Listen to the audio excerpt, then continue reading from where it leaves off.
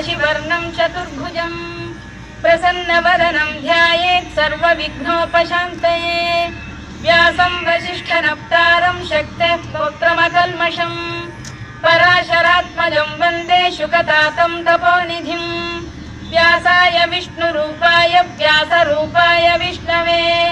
नमो वै ब्रह्मनिधये वासिष्ठाय नमो नमः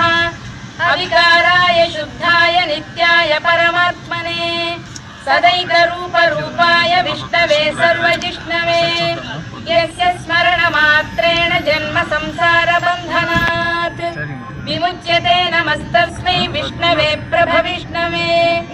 ॐ नमो विष्णवे प्रभविष्णवे श्रीवैशम्पायन उवाच श्रुत्वा धर्मानशेषेण पावनानि च सर्वशः युधिष्ठिरः शान्तनवं पुनः